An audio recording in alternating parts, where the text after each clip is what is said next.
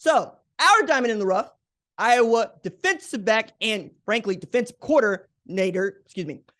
defensive coordinator and defensive back coach, Phil Parker, right? Slowing down because I'm very excited to talk to you about Phil Parker. It also is a reason for that, right? I think this dude deserves the Broyles Award. And frankly, he's a semifinalist last year. I just think it's Iowa football, so you don't care. This is also my opportunity to tell you. I was very honored to learn that the Broyles Award committee asked me to become a voter in 2023. And I'm passionate about these awards. I'm super passionate about making sure that recognition goes to the better players and coaches in our sport. It's one of the reasons that we really love doing segments like this one, Diamond in the Rough, right? And Phil Parker has been that guy at Iowa for nearly a decade now. And it's a football thing in a football family at Iowa.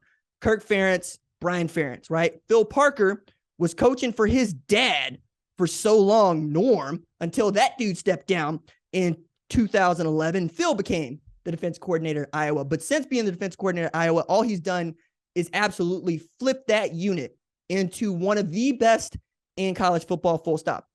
Iowa ranked second from last in expected points added behind these teams, right? That is, how much were you expected to score based on what your offense could do? And we all know what offense Iowa was running last year. It's the one where we're trying not to get in the defense's way, okay? So New Mexico went 2-10. Among others, 10 worst in offensive expected points added. UMass, Rutgers, Colorado State, Colorado, Western Michigan, FIU, Boston College, Nevada, Northwestern, and Texas State. And of those 10 teams, only one had a losing record. Had a winning record. Only one had a winning record.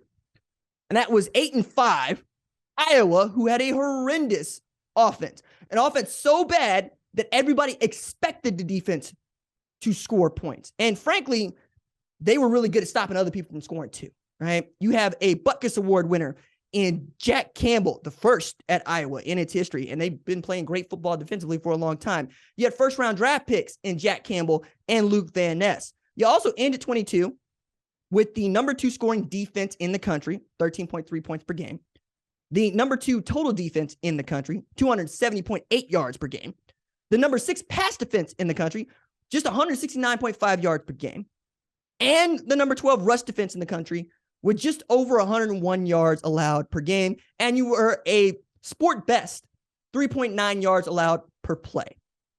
That is outstanding. And it is simply outstanding because you're able to win football games while nobody expected you to get anything out of the offense at all. It's one of the reasons people ought to be fired up about Iowa football is you got a quarterback everybody knows was good somewhere else. It's about what Brian Ferentz can get out of him this year. But back to Phil Parker, he's putting up the kind of numbers that defensive coordinators usually get paid at least 7 figures to continue to do at said school, right? Phil Parker's doing this at the bargain basement price of $595,000 a year. He's been on staff at Iowa since 1999, the same year that Kirk Ferentz came over for retired Hayden Fry. And since being at Iowa City as the DC in 2012, the one thing that everybody's been able to agree on, Iowa's defense is going to come and smash you in the mouth. Phil Parker is outstanding at his job. And we're talking about it in May because we will continue to talk about it as the season goes on so that more people understand it's not just that Phil Parker did this last year, it's that he did it the year before. It's that secondary unit is going to be really good again with Cooper DeJean coming back. They put Riley Moss in the NFL. I'm very excited to find out what head coaching jobs might come find Phil Parker, but it seems to be that dude's found his forever home, right? It's the guy that played Michigan State football, coached at Toledo, and then coached at Iowa. He just loves being in that Big Ten country. And maybe somebody will be able to pry him away. But until then, that's one of the best defensive coordinators, best coordinators in our sport. And I'm so grateful to be able to tell you. And should they do it once again, would not be surprised to find out that Phil Parker gets my number 1 on my Broyles Award ballot.